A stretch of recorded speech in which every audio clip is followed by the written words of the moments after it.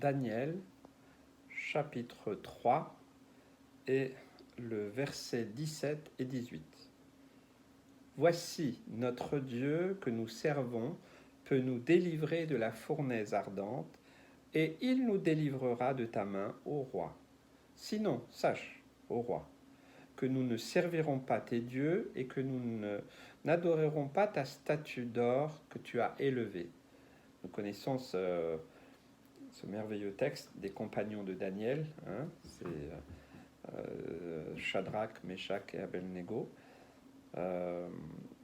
qui ont été éprouvés dans un monde impie, païen, qui adorait d'autres dieux, et même ce roi, lui, il se faisait adorer comme Dieu. Et il a publié donc ce décret, on pourrait dire aujourd'hui, cette loi, qu'il fallait, quand vous entendrez toutes sortes d'instruments, eh bien, vous devez vous prosterner, vous devez adorer la statue. Hein, ça me fait penser, vous savez que si vous... Je ne sais pas si quelqu'un a eu l'occasion d'aller en Corée du Nord, quelques personnes, et je me rappelle de quelqu'un qui avait été clandestinement pour l'association Portes Ouvertes des chrétiens persécutés, a eu l'occasion d'aller en Corée.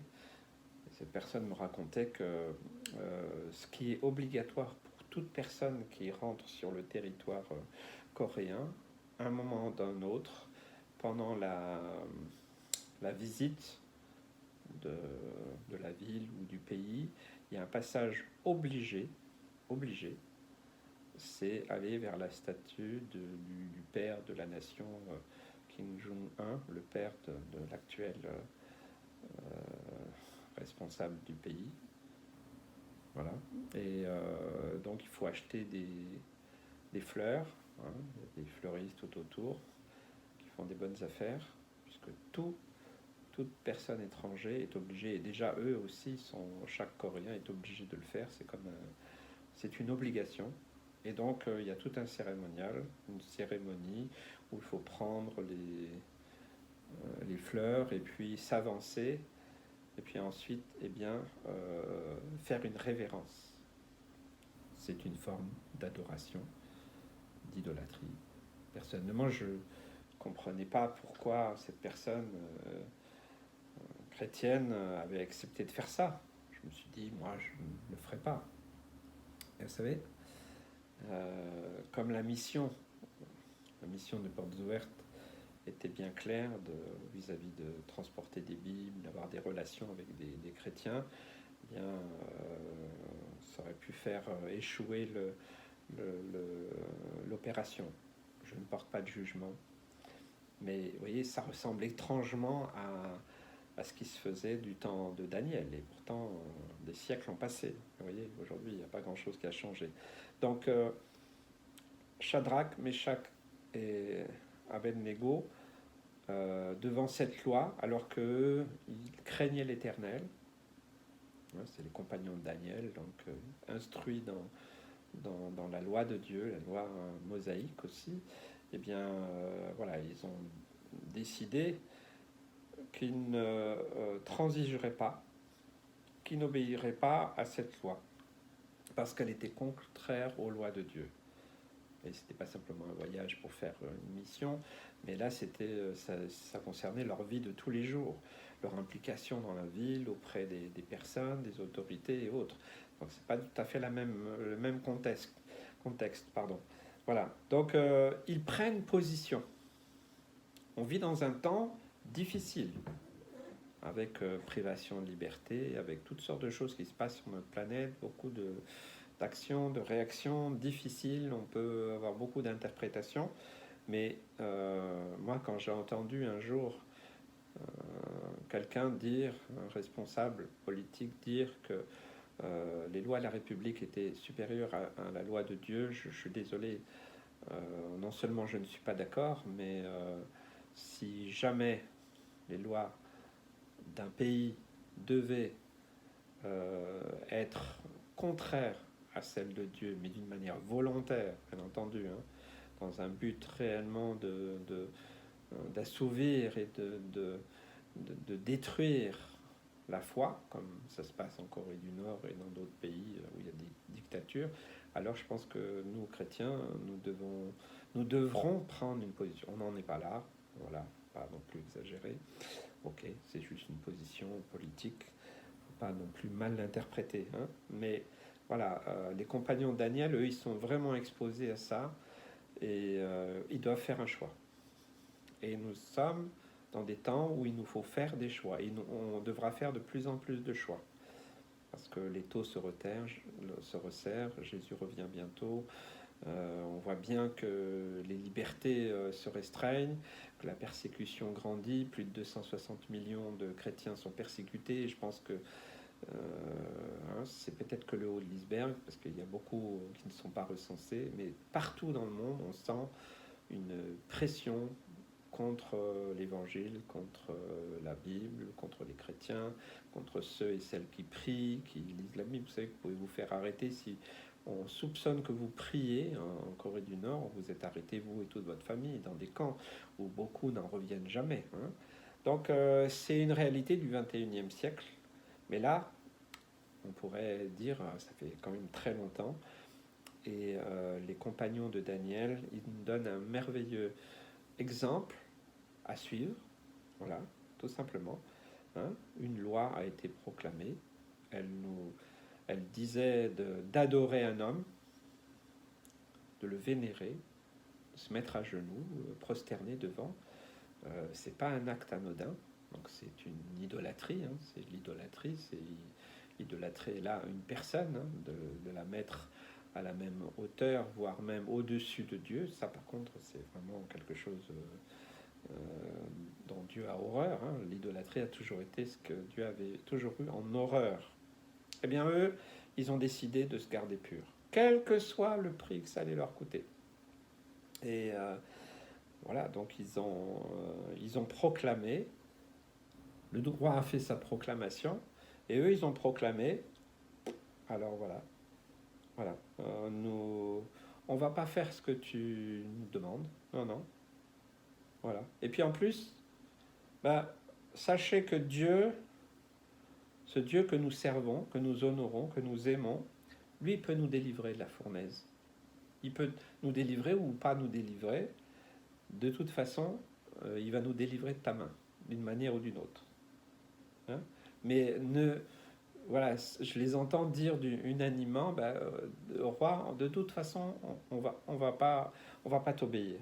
On va pas t'obéir, on suivra jamais tes dieux, on se prosternera jamais. Donc voilà, limite, si tu veux nous tuer tout de suite, voilà, tu auras mieux fait parce que de toute façon, on t'obéira pas, on n'adorera jamais cette statue.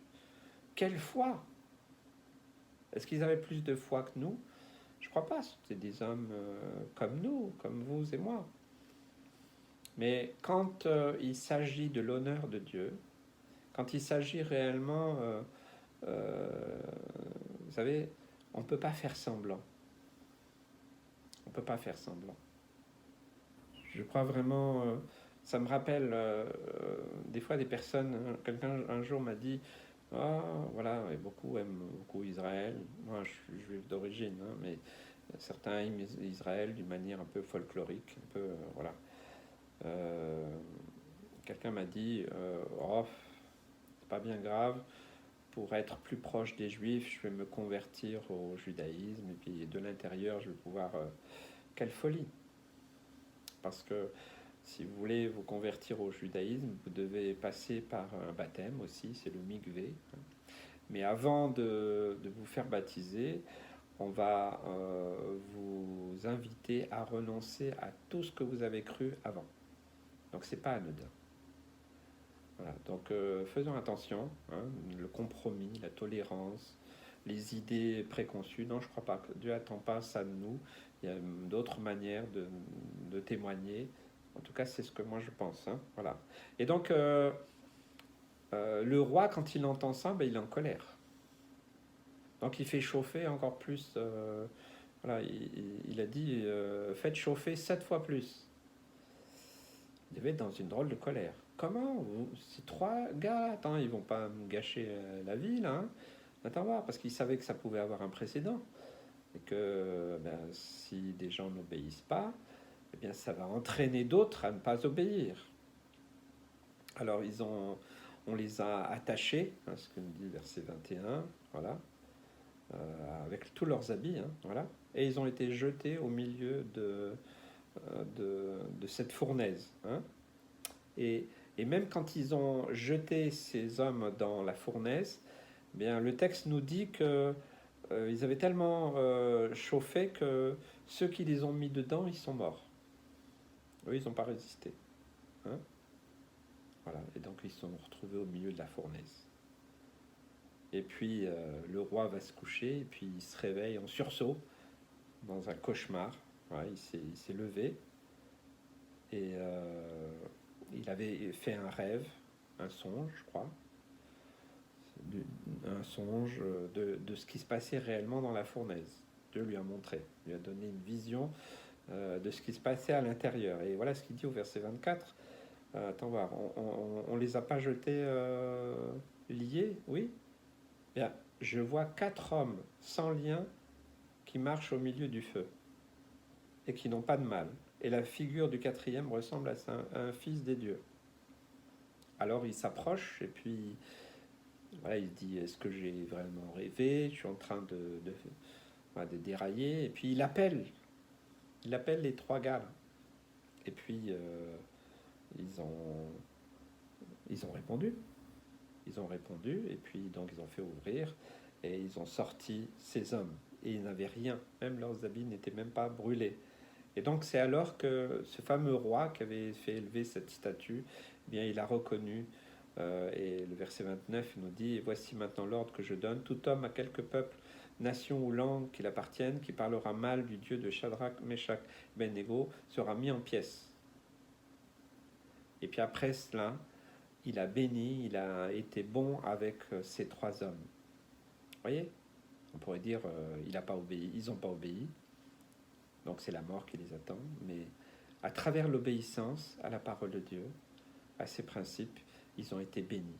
Et ils ont été une bénédiction aussi là où ils étaient. Je crois que ça nous parle aussi dans ces temps troublés que nous vivons. Bien, si tu veux être une bénédiction, tu ne peux pas faire de compromis. On ne sait pas ce que ça peut nous coûter, on n'a aucune idée. Mais je crois que c'est bon de rappeler aujourd'hui, dans ces temps, que n'acceptons pas les compromis. Non, la loi de Dieu est supérieure à la loi des hommes, quoi qu'il arrive. Alors on n'est pas dans la provocation, on n'est pas là dans une espèce de compétition, certainement pas, mais il y a des choses auxquelles on ne peut pas transiger. Et je crois qu'à travers cela, à travers notre position, eh bien, quelles que soient les situations que nous vivons, eh bien, si nous tenons ferme, eh bien, le Seigneur va nous bénir. Il va honorer notre foi. Et puis, dans la fournaise, ça nous parle aussi de nos épreuves. Dans la fournaise, vous savez bien qui était ce 4e homme? Ce 4e homme, c'était Jésus. Jésus était là avec eux, Fils de Dieu. Il était là, présent avec eux. Il les a réconfortés. J'allais pas dire réchauffés, parce que ça serait un peu... Mais en tout cas, il leur a apporté toute l'affection, toute l'attention de ce Dieu d'amour et de grâce dans ton épreuve. Si tu souffres pour une mauvaise raison, alors ça c'est une souffrance peut-être que tu vas peut-être devoir supporter, mais si tu souffres pour Christ, alors sache qu'il ne va pas te laisser, il ne va pas t'abandonner, et il te conduira jusqu'à la victoire afin que Christ soit glorifié. Que Dieu vous bénisse et vous encourage. Merci.